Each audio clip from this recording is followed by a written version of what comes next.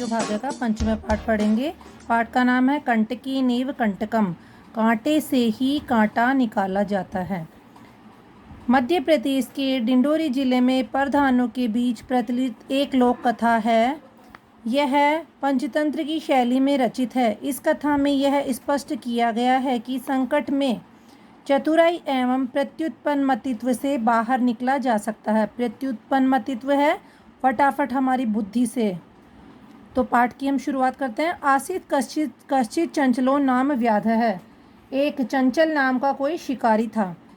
पक्षी मृगादीनाम ग्रहणेन से स्वीयाम जीविका निर्वाहयति स्म है।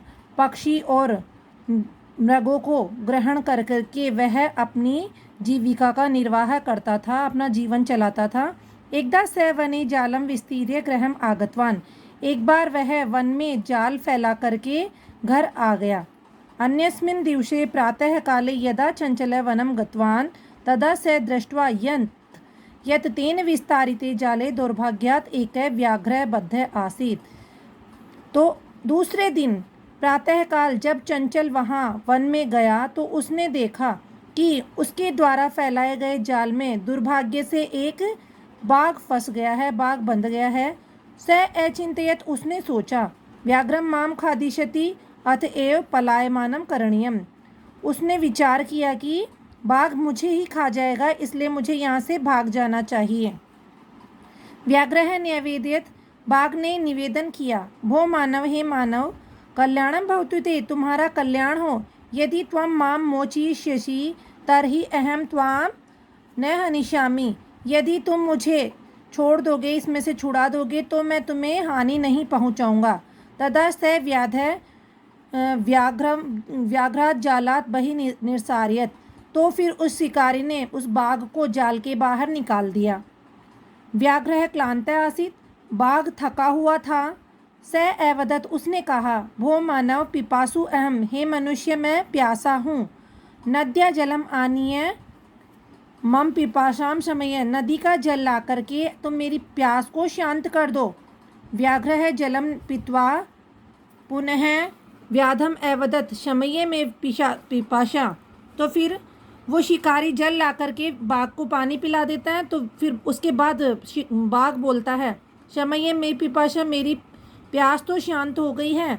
सांप्रतम बुभुक्षितो अस्मि, अब मैं भूखा हूँ। इदानीम अहम त्वाम खादिष्यामि, अब मैं तुम्हें खा जाऊँगा। चंचला उक्तवान, चंचल ने कहा, अहम त्वत्कृते धर्मम आचारितवान, मैंने तुम्हारे लिए धर्म का आचरण किया। त्वया मिथ्या भणितम, तुम्हारे द्वारा झूठ कहा गया कि तुम मुझे छोड़ दोगे। त्वं माम खादितुम इच्छसि, तुम मुझे ही खाना चाहते हो। व्याघ्रः अवदत्, बाघ ने कहा, अरे मूर्ख, हे मूर्ख, क्षुधार्ताय किमपि अकार्यम न भवति। भूख मिटाने के लिए किया गया कोई भी कार्य अकार्य या गलत कार्य नहीं होता। सर्वः स्वार्थम समीहते, सभी अपना स्वार्थ सिद्ध करते हैं। चंचल नदी जलम अपृच्छत्, चंचल ने नदी के जल से पूछा। नदी जलम अवदत्, नदी के जल ने कहा, एवमेव भवति, ऐसा ही होता है। जनाः मयि स्नानं कुर्वन्ति, वस्त्राणि प्रक्षालयन्ति, तथा च मलमूत्रादिकम विसृज्य निवर्तन्ते। चंचल ने नदी जल से पूछा तो नदी जल ने भी कहा कि ऐसा ही होता है। लोग मुझ में ही स्नान करते हैं, वस्त्र धोते हैं और वहीं पर मल मूत्र का विसर्जन भी कर देते हैं। वस्तुतः सर्वः स्वार्थः समीहते, निश्चित रूप से सभी अपने स्वार्थ को ही सिद्ध करते हैं। चंचल वृक्षम उपगम्य अपृच्छत्, चंचल ने वृक्ष के पास जाकर के पूछा। वृक्षः अवदत्, वृक्ष ने कहा, मानवाः अस्माकं छायायां विरमन्ति, मनुष्य मेरी छाया में विश्राम करते हैं। अस्माकं फलानि खादन्ति, हमारे ही फल खाते हैं। पुनः कुठारे प्रहृत्य अस्मभ्यं सर्वदा कष्टम ददाति, और फिर कुल्हाड़ी से प्रहार करके हमें ही कष्ट देते हैं। यत्र कुत्रापि छेदनम कुर्वन्ति, और कहीं पर भी छेद कर देते हैं, यानी हमें पीड़ा पहुंचाते हैं।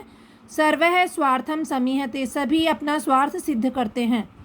समीपे एका लोमशिका बद्री गुल्मानां पृष्ठे नीलिना एतां वार्तां शृणोति स्म, पास में ही एक लोमड़ी बैर के गुच्छे के पीछे, बैर के झाड़ के पीछे छुपी हुई ये सारी वार्ता या वार्तालाप सुन रही थी। सा सहसा चंचलम उपसृत्य कथयति, वह अचानक चंचल के पास आकर के कहती है, का वार्ता, क्या हुआ? मामपि विज्ञापय, मुझे भी बताओ। स अवदत्, उसने कहा, अह मातृस्व, अरे मौसी, अवसरे त्वं समागतवती, तुम सही समय पर आ गई। मया अस्य व्याघ्रस्य प्राणा रक्षिता, परम एष मामेव खादितुम इच्छति। मेरे द्वारा इस बाघ के प्राणों की रक्षा की गई, लेकिन यह बाघ मुझे ही खाना चाहता है। तदंतरम स लोमशिकाकै निखिलाम कथाम न्यवेदयत। इसके बाद ने उसने लोमड़ी को पूरी कथा को सुना दिया, पूरा वार्तालाप सुना दिया। लोमशिका चंचलम एकथयत, लोमशिका ने, लोमड़ी ने चंचल से कहा, ठीक है बाढ़मिस, ठीक है, तुम जालम प्रसारिय, तुम जाल फैलाओ। पुनः सा व्याघ्रम अवदत्, फिर उसने बाघ से कहा, केन प्रकारेण त्वम अस्मिन् जाले बद्ध इति अहम प्रत्यक्षम द्रष्टुम इच्छामि। किस प्रकार से तुम इस जाल में बंध गए, ऐसा मैं प्रत्यक्ष रूप में देखना चाहती हूँ। व्याघ्रः तद्वृत्तान्तं प्रदर्शयितुं तस्मिन् जाले प्राविशत्, और जो बाघ था वो बाघ ने उस वृत्तांत को दिखाने के लिए वह बाघ उसी जाल में प्रवेश कर गया। लोमशिका पुनः कथयत, लोमड़ी ने फिर से कहा, संप्रति पुनः पुनः कूर्दनम कर्तवा दृश्य, अब मुझे बार बार कूद के तुम दिखाओ। स तथैव समाचरत, उसने वैसा ही आचरण किया। अनारतम कूर्दनेन स श्रान्तः अभवत्, और निरंतर लगातार कूदने से वह थक गया। जाले बद्धे स व्याघ्रः क्लान्तः सन् निसहायो भूत्वा तत्र अपतत्, प्राण भिक्षामिव च अयाचत। जाल में बंधा हुआ वह बाघ थका हुआ और निसहाय होकर वहां गिर गया, और उसने अपने प्राणों की भिक्षा की याचना की। लोमशिका व्याघ्रम अवदत्, लोमड़ी ने बाघ से कहा, सत्यम त्वया भणितम सर्वः स्वार्थः समीहते। तुमने सही ही कहा था, तुमने सत्य ही कहा था कि सभी अपने स्वार्थ को सिद्ध करते हैं।